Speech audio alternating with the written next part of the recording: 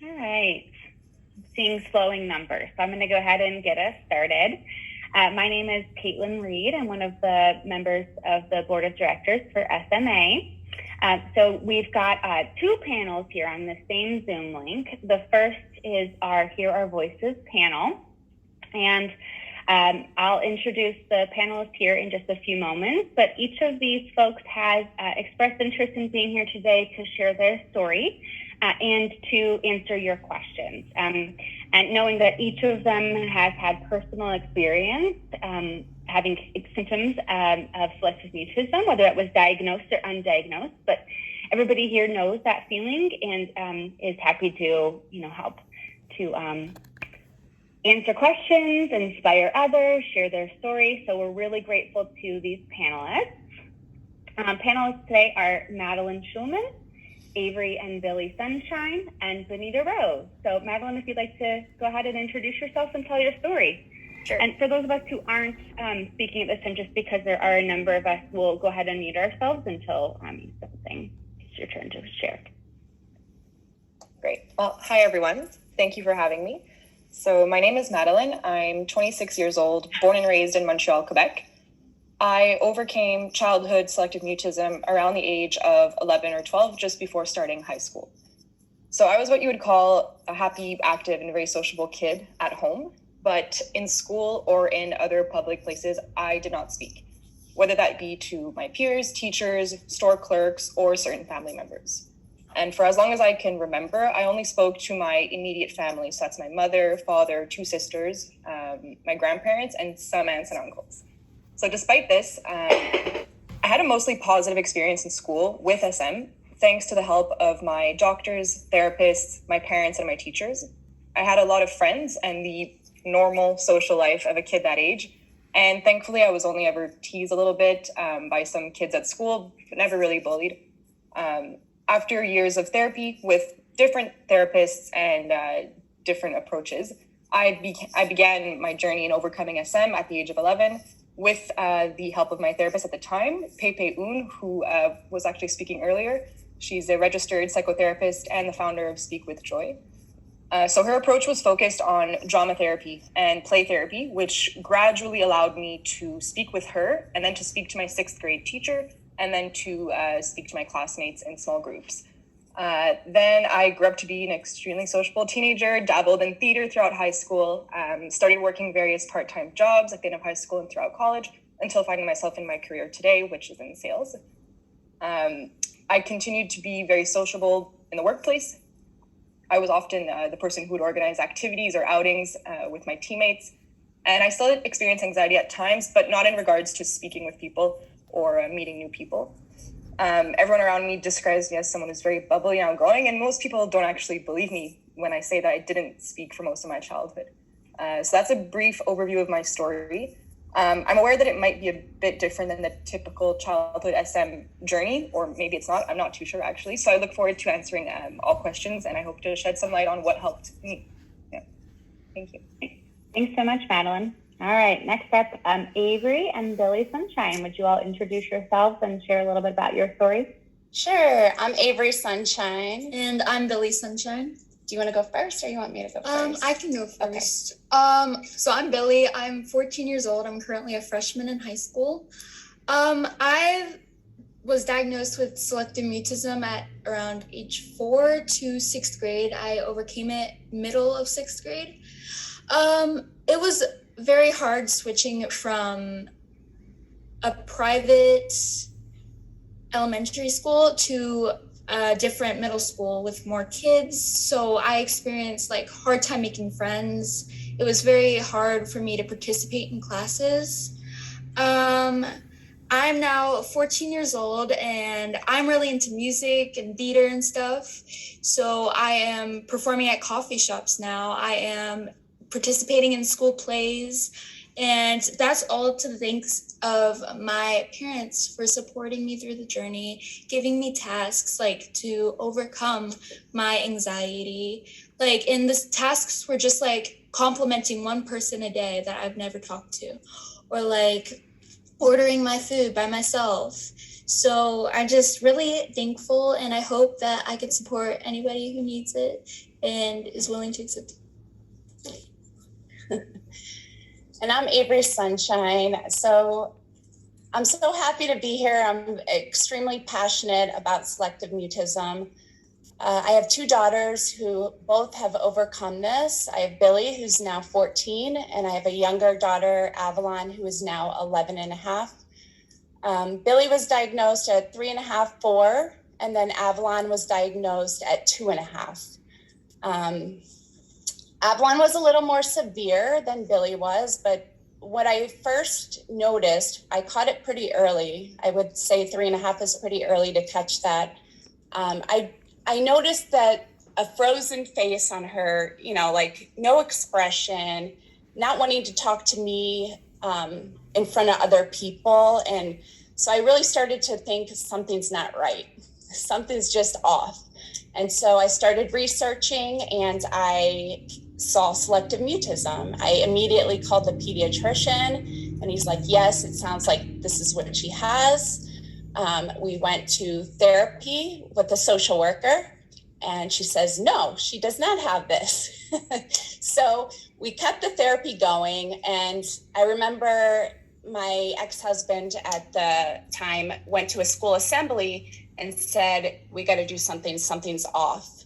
She was frozen again, expressionless, high anxiety. So at that point, I went back to therapy, went to the Selective Mutism conference, bought every single book they have there, every single video.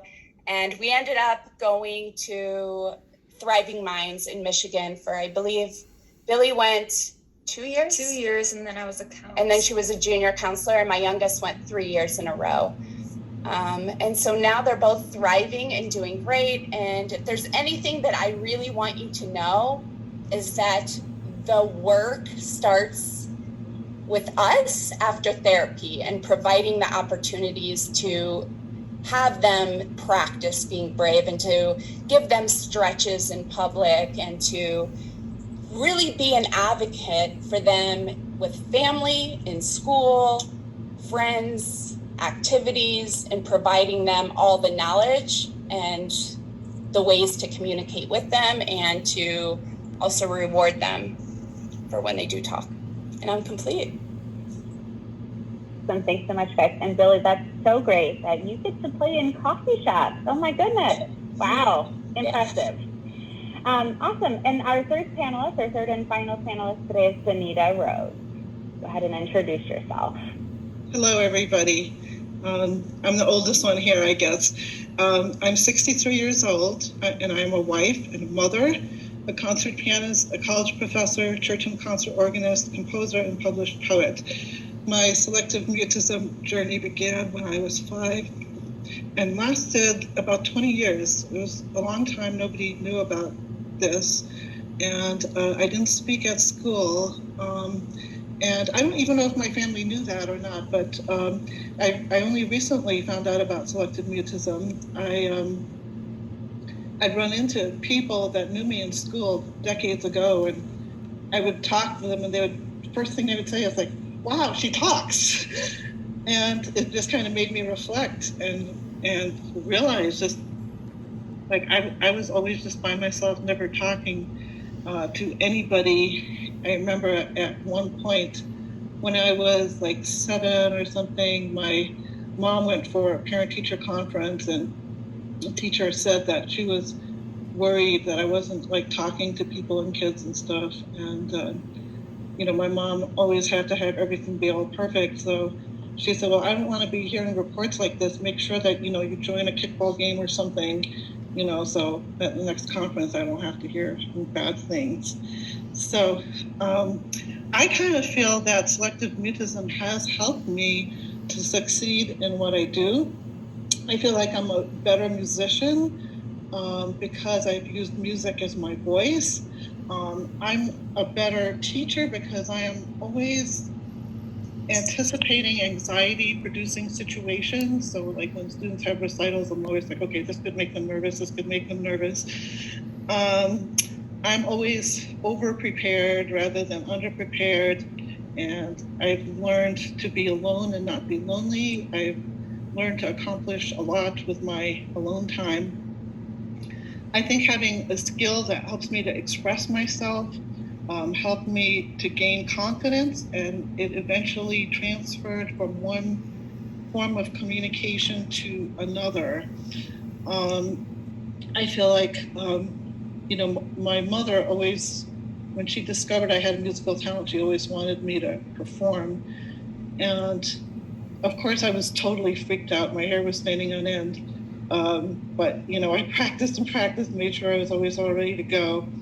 And I feel like that kind of exposure therapy eventually transferred to being able to speak. And I also noticed that when I really, really focused, I was less anxious. And it kind of forced me to think about, why am I scared? And then I was able to apply that to other situations, even though if somebody had asked me, like, why are you scared, like in a daily or school situation, I wouldn't have been able to really answer that, because I was just, when you're just so freaked out, you can't even think. You're not maybe even identifying that you're that scared. It's just like, whoa, fight or flight type response. I think one of the things that helped me also was voice lessons with a very, very good voice teacher, because she helped me to free up the tension in my larynx, because when you get nervous, everything just gets so tight, and your frog voice even gets diminished even less than that. So that was helpful. And I think going to college and living at the dorm and having to fend for myself was a good thing. And also, my mom had unwavering belief in me. She always believed in my talent. She always believed that I was very smart. And in the worst situations, I could always fall back on my piano and on my mom believing in me. That is my story. Awesome. Thanks so much for sharing. And I'm also really glad that you pointed out, the sort of creative piece. Like, that was one of the parallels I noticed from each of the three of you when you were sharing your story, is the various ways that your creativity has shined. Just a really cool parallel. All right, guys. So our audience participants have submitted questions in advance, and so just because we like to help everybody feel prepared here at this conference, I did submit these questions in advance to the panelists, so they've had the chance to preview some of these questions. If you all happen to have some questions, feel free to put them in the chat live, although to be fair, we've got a fair amount to get through, and it's quite possible we will not get to the questions that are being submitted live. All right, guys, so I'll ask a question, and if you have something to share, feel free to unmute yourself and to contribute. What have friendships looked like for you? And sort of part two to this question is if you have any tips regarding making friends despite limitations in communication because of selective mutism. I'd like to answer that. Friendships were very, very rough for me growing up. I was okay with the neighbor kids, like I talked to them, but it's really funny because once we even got on the school bus, I didn't talk to them either. I think what helped me was when I was a young woman and I started teaching piano, it really built my confidence, and those families really loved me, and they would invite me to dinner and stuff like that. So I began to, connect with them, and just having the confidence, knowing, like when I first started teaching, I was just so. That I haven't had a chance to see you this week. Hey, Rachel, I think you're not muted. Rachel Bussman. There we go. So sorry. So I had the confidence of realizing how much more I knew than they did, and I had preserved my inner child, shall we say, and I was able to relate to even the youngest ones that came to me. So they kind of became my friends.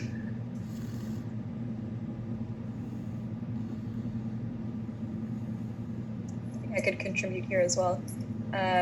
So I didn't have a hard time making friends when I was a kid. I don't remember actively choosing not to talk. It was from a very young age as well. So when I started kindergarten or grade 1, I think I already had a set of friends who knew that I didn't speak, and that was okay. Like I was able to communicate non-verbally, which is what I used to communicate until the middle of the 6th grade. So that worked out okay for me, like very well. I feel like I can't discredit my parents actually for helping me and encouraging me to go to play dates, go to birthday parties. If a friend would call to invite me somewhere, I wouldn't pick up the phone, but my mom would, and would, coordinate said play date or make sure to speak to the parents of the kid's house that I was going over to make sure that they were aware of the situation. So what I felt was that my mom didn't treat me any differently than my 2 other sisters. And that really helped. I think perhaps Savory and Billy can attest to that as well. But it was encouraging not to be left out, not to feel like because I didn't speak, I couldn't go, do all the activities that the other kids were doing.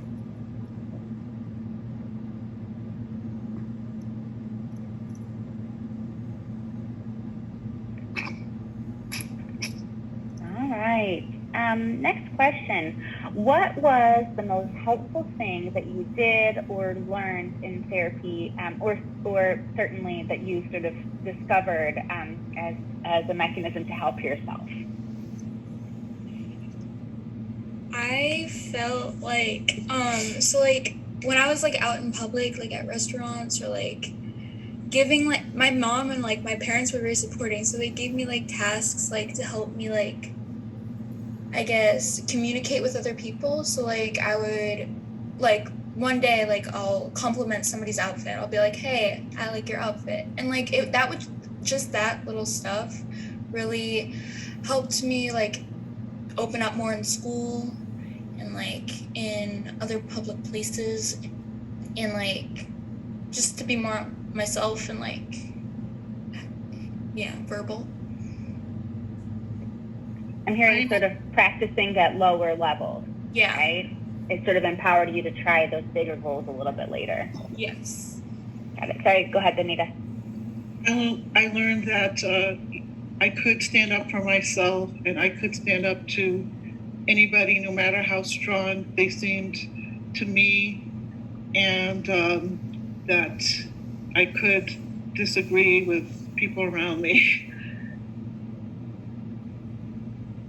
And you went straight for the big guns. You stood up for yourself. Those are more challenging situations, I think, for a lot of us who might not have a history of SM. Yes. I can share as well. I think I learned to be in control of the situation that I was in once I got a bit older, that it wasn't just some scary doctor deciding my fate in this situation, but overcoming SM was in my hands. And I think that translates to learning how to be confident in difficult situations. That helped me throughout my teenage years, throughout my adult life, whether it be for work or interviews or conferences or whatever, managing my anxiety or stressors with the tools and mechanisms that I learned throughout the years of therapy. That's continued to help me to this day.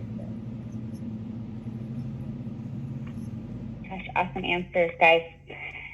Let's see, the next question. Have there been any techniques or strategies that a therapist or counselor tried to teach you, but that weren't particularly helpful to you, or that you felt put a little bit too much pressure, unintentionally, but too much pressure nonetheless? I can go briefly into that. So we were seeing a psychologist, and my youngest, again, was more severe than Billy was and wouldn't talk in preschool for years. Actually, it was Caitlin that got her to not whisper and break her whisper. But what she recommended, and maybe it was supportive, I feel like it was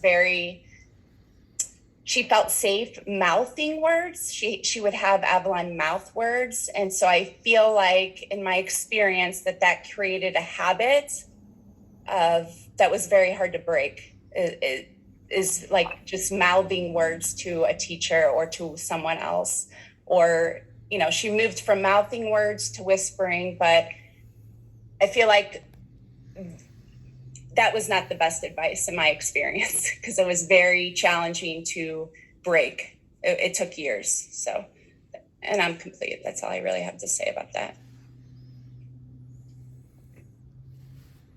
I could add about my experience from what I remember with different therapies, different doctors, different approaches. I don't think I responded very well to like a classic reward system. Like to me, that didn't really make sense because there was never going to be a day or a time where I would just spontaneously start talking in school. That wasn't an option. It wasn't going to happen. And I think I knew that when I was a kid. I'm able to say that with retrospect now, but obviously at the time I didn't realize that my fear there was not being in control or that things would be too sudden. So if I were to start talking to someone in school spontaneously, I was fearful that the kids in school and everyone would make a big deal out of it. And I did not want that. So I wasn't interested in a reward in that sense, because that's just not the system. Like that's not the way I wanted to start talking to people. So the approach that ended up working was having, my teacher in the loop and gradually speaking to 3 to 4 students at a time, probably in a very low whisper as well. But eventually I did a presentation in front of the whole class. And that approach worked for me. Yeah. Do you, just a quick follow-up question to that, do you feel like had the goal or the expectation been a little bit more tailored to where you were at that moment, that the reward might have been, like had your teacher said, I'm going to send a nice email to your mom and dad saying what a wonderful job you did today in the small group lesson, and I think they might be willing to take you out for ice cream, if the reward was better suited to the goal, might that have made a difference? Yeah, it could have. But it wasn't going to be like the tasks of talking to someone or like that didn't make sense to me. It was kind of all or nothing. I think, it was, I needed to find a way to just do it. That made sense gradually. Like the progressive little steps in actually speaking, that wasn't necessarily my experience. I did do it progressively, with the classroom, but not in a classic reward system. Yeah.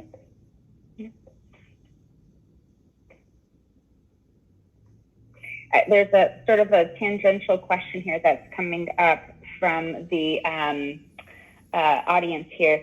How many providers did you all see? Again, this is a non-prepared one, so just, I think, a pure curiosity question here. I just saw one for a pretty short time. We first saw the pediatrician, then we saw a social worker, and that wasn't going in the direction. We were told that since Billy would talk to her one-on-one that she did not have selective mutism. So I knew it was not a good fit. We then went to a psychologist local here who specializes in anxiety, not necessarily selective mutism. They were both diagnosed by her. And then we saw Caitlin and Amy Codebra at Thriving Minds. I can't remember exactly how many doctors and therapists there were, or psychologists. My mom might know more clearly than me, but I remember there being a few different ones and different therapists. And then when that didn't necessarily work or there wasn't any progress, the last person I met was Dr. Mindy, and Pepe Un was doing her practicum at the time at that hospital. So that's how I met her as my therapist. But I remember there being a lot of therapists in my memory from when I was a kid. Yeah. It sounds like it took everybody some time to stumble upon the right person. I think some of you all spoke to this in your background stories, but there was a great question about is there anything that you wish your parents did or didn't do to support you, or if you got ample support, what was the best thing? How did they demonstrate that to you? My mother often spoke for me, and I'm still kind of in retrospect trying to figure out whether or not that was a good thing. I mean, like she just kind of got in the habit of speaking for me all the time and perhaps even making decisions that maybe I should have made, but it all turned out fine, so maybe it was fine.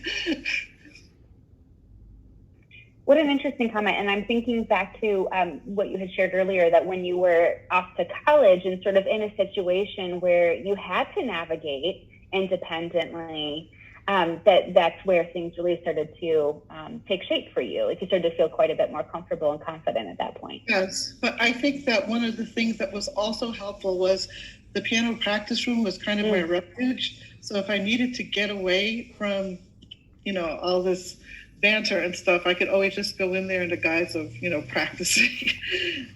I think that's an important thing to have, just kind of a safe place to go when you really need to be by yourself. Mm-hmm.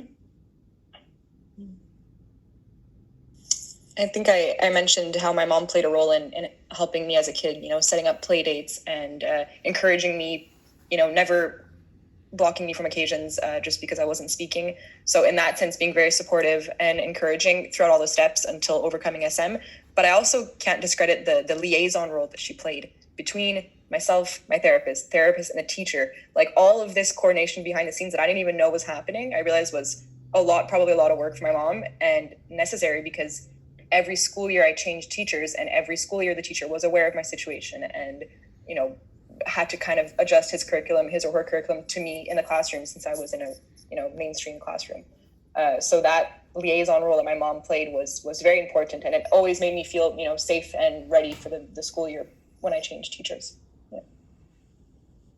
Yeah, I can add on that, like making sure that your teacher is aware of what you are battling and going through, like that can, like educating them and making sure they're aware. And like also what my parents did was they had me meet my teachers before school started. So like I knew I was okay, like my anxiety went down, and like I knew what I was gonna, like who I was gonna have, and like it just made me feel more comfortable. So I feel like that really supported me. Yeah, great examples, and that is an incredibly important role that parents can play, is to navigate all of the working pieces that is trying to help their kiddo overcome selective mutism. So great examples. Speaking of teachers and educators, did you have any teachers who really helped you? And what about their teaching approach sticks out to you? I had an absolutely wonderful teacher in fourth grade, and what made her really, really wonderful and what helped me build my confidence is that she treated every single person like they were her pet. And that was just so special because somebody like me who was like never talking would never rise to that level in another class. So I still remember her, decades later, very, very fondly. And I think something else that's really important for teachers is to really validate when a student such as myself does try to say something. Like, I remember in third grade, it sounds like just such a little thing, but the playground balls were like, to me, being, 7 years old, I thought they were just wonderful. You couldn't buy them in a regular old department store, at least not where we shop. So at recess time, the teacher would say, like, who wants to use this ball? And I really, really, really wanted to play with one. And finally one day, like, my heart was pounding a million, beats per minute. And I was shaking, and I finally raised my hand that I wanted to play with this ball. That was a big, big step for me. And the teacher said, well, I'm not going to give the ball to you. I'm going to give the ball to somebody who's going to play with a lot of children. And that just like really, really crushed me. And I think it really set me back from that big step that I took. And I think something else that's really important is, like, if you ask if there are questions, give time, because even for me right now, it takes me a while to say, okay, I'm going to ask this question. Like, when I discovered selective mutism was a day when I came home from a staff meeting, and I had things that I wanted to say, but I didn't say them. And by the time I was ready to answer or to put in my 2 cents worth, we were already on to the next topic. And I just came home from the meeting in tears. And I was saying to my husband, like, what is wrong with me? I can never speak. I can never speak up. I can never say anything. And I never do say anything. And I just typed into the internet, why can I not speak up? And selective mutism came up, and then I started looking at all these articles, and I was shocked and also relieved, but I was like, wow, this has been me my whole, miserable part of my life. So yeah, when I was in college, I had a theory class, very, very challenging for music students, is the advanced music theory. And I was afraid to go to my professor to ask for help. I was afraid of my own voice. And finally, when it was getting close to finals, I was like, I've got to go. I have to go say something to him or I'm going to fail.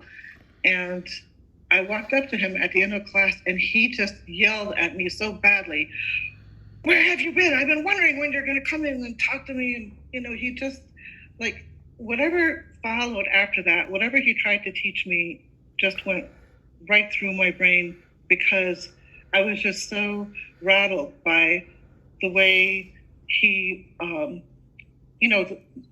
was coming for help, and instead I just got arrested.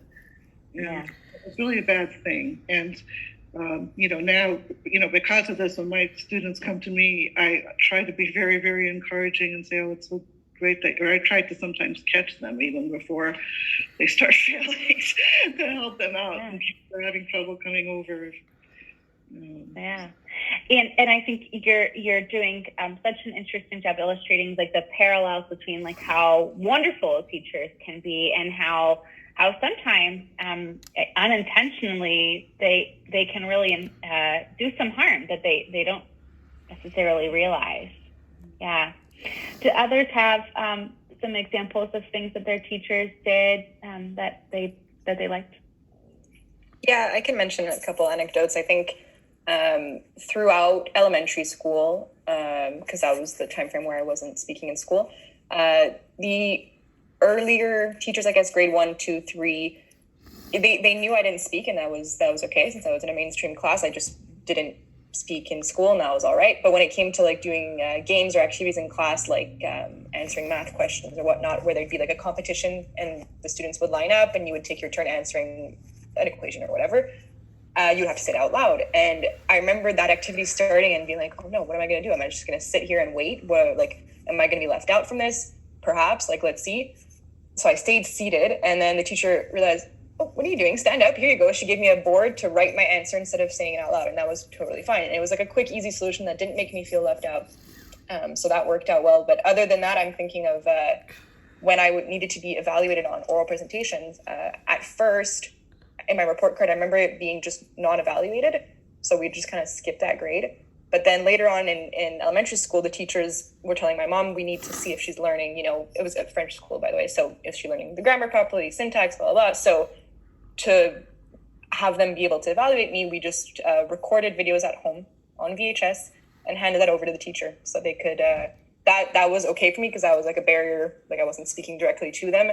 So I was able to record my presentation at home and hand it in to the teacher, and then she could evaluate me that way. So those were some just creative solutions that I think most of the teachers, were able to adapt with throughout the years. Yeah. Billy, not to put you on the spot, but seeing as you're a current student, do you have any things that your teachers do or don't do that help you? Well, when I was really struggling with it, they made sure I was fully involved, paying attention, even at recess, making sure I was doing something, because normally I would just stand there and watch people do it. So they bring me over or bring a friend over and make sure that I am doing something that's and then just making sure I'm participating, making sure I'm paying attention, even cold calling. I feel that actually helped me, because it just I would just start talking and that just it just started me, and I felt that was a really supportive thing for me personally. I don't know if it might not be for everyone, but for me, making sure that I am actually involved in the conversation and actually involved in what we're learning really supported me. Awesome. Yeah, great examples. Let's see. This is one of the ones that came in just recently here, and I really like it. So I'm going to ask you all it. What keeps you from going back to being nonverbal?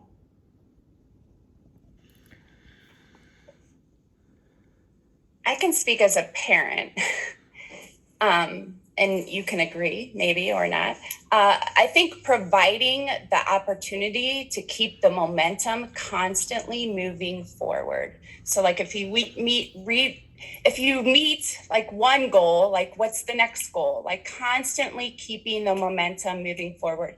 Even now, like when I meet with the teachers, I want to know, is she participating? Is she raising her hand? Is she taking a guess if she doesn't know the answer 100%? Is she taking a risk?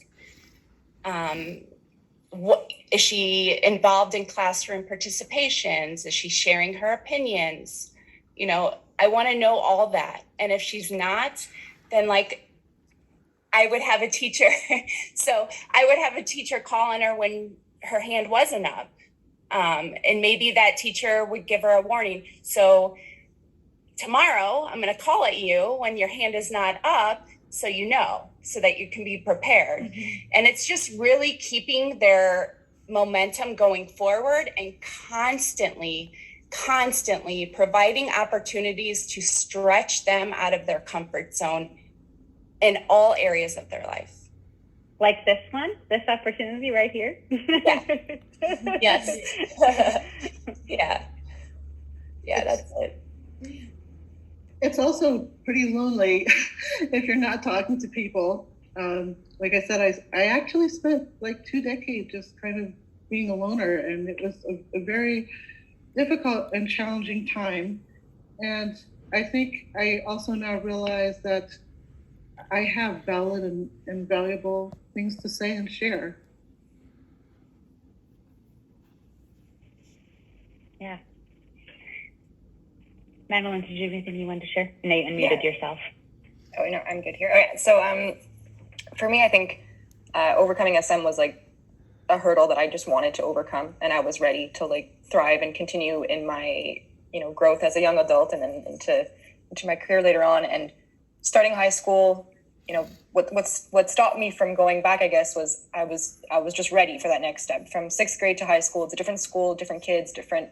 I had already succeeded at that task of talking to the classroom in the 6th grade, and I was ready to continue. I had played. I mentioned the therapy approach was drama therapy and play therapy, and that was like, it was really fun, and I enjoyed it. And I said, when I'm in high school, I want to join theater troupes, and I want to continue doing that. And I really, really enjoyed it. And being on stage did not make me nervous. Being able to play a character didn't make me nervous at all, which I thought was kind of crazy because I wasn't able to speak to someone one-on-one, but I was, a couple months later, I'm able to be on a stage in front of everyone. And it was, I think it was those little successes, little like things that kept me going and motivated. And I'm sure my parents as well played a big role in that. Yeah. Yeah, I'm definitely hearing Benita, you and Madeline, the illustration you have about being able to find something that really motivated you, right? Wanting to socialize, wanting to push yourself, wanting to strive in your careers, wanting to do well in, drama experiences as well. So I also feel like I'm 20 years behind for what was going on. So even though I'm 63, all my friends are retiring. I'm thinking, retiring, I've probably just begun. So it set me back, Mm-hmm. Yeah. I know we've got a lot of parents of younger children here too, and in that age group, it's really hard for those kids to provide much in the way of insight into what they're nervous about. So, one of the questions that was posed was, do you remember being nervous about anything in particular? Like if you were asked to talk in school or in public, what were you nervous about specifically, if you can recall? I don't think that it's so much of being nervous about it. You are just so nervous. You're just overcome the feeling of nervousness.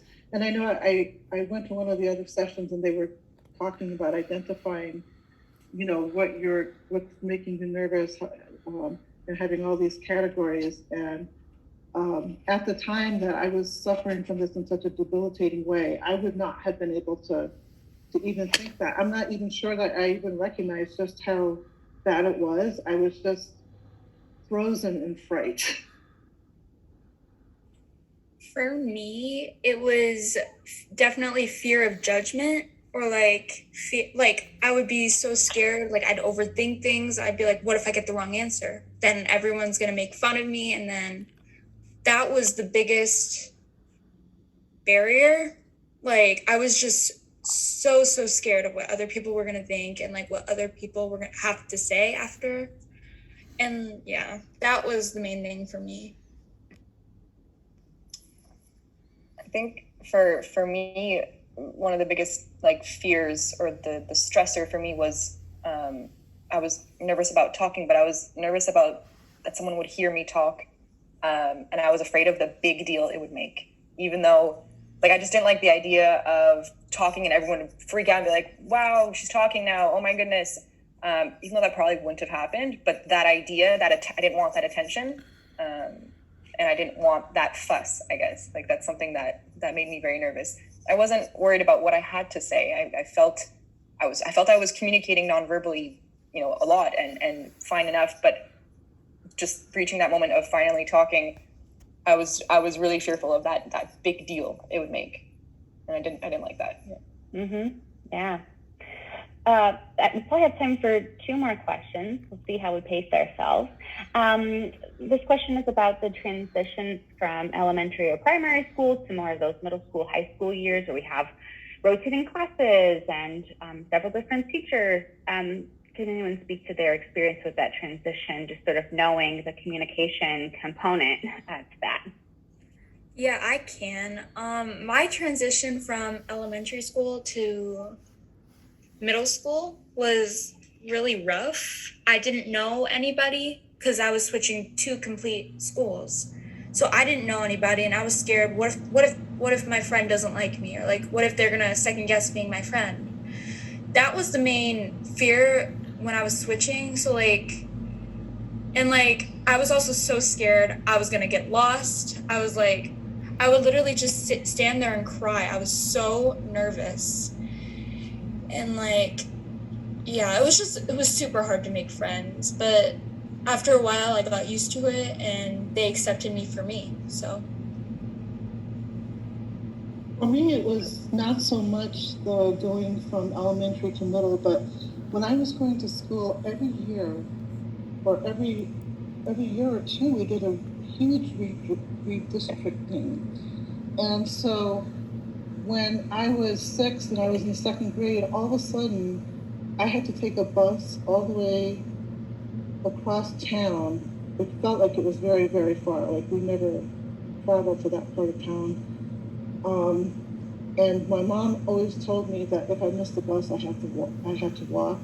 This was not a good thing because guess what I was doing on that bus? I was memorizing the route to school and back, thinking if I ever miss the bus, I need to make sure I know how to walk home. And like I said, every year, every 2 years, we ended up at a different school. And I think the only time my schooling didn't change was when I got to high school and it was 4 years in the same building. It was a bad coincidence for me. I think my experience was a little different because I actually wanted to go to a school where no one knew me. I was looking forward to that transition between the 6th grade where I had done all that work and it was difficult and having to, talk to everyone one by one or little group by little group. That was over. That part was over in the 6th grade. Throughout the summer, I spoke to the rest of my family members slowly and progressively. So when high school came around the next school year, I was looking forward to not knowing anyone. I wanted that kind of fresh start. And I was nervous that there would be someone in my class in high school that remembered me from elementary school or who also went to my elementary school, even though it's a local school and there were definitely kids that ended up in my high school as well. I wanted no one to know me in a way. I think that was something, I don't know if anyone else has experienced that, but I was just ready to be have a fresh start. Yeah. I think that is something folks share, people experience. All right, guys, last minute, 1 sentence, best words of encouragement for our individuals with SM in the audience, their families, the professionals that serve them. To be honest with, or have somebody to talk to, and make sure they're listening. Find a hobby that can be your mode of expression, whether it's music or knitting or anything, and just make that be your voice. I agree with the creativity side there too, and to in the way you can speak to like Billy said, someone that you trust, and to be part of the journey. You're in control. This is your journey. And I'm gonna say Fitting end. Go ahead. I'm gonna say educating and advocating for your son, your daughter, whoever it is, and providing them opportunities to keep stretching and growing. Yeah. Awesome, guys. Thank you so much again to our wonderful panelists, and we'll go ahead and switch over to the expert Q&A.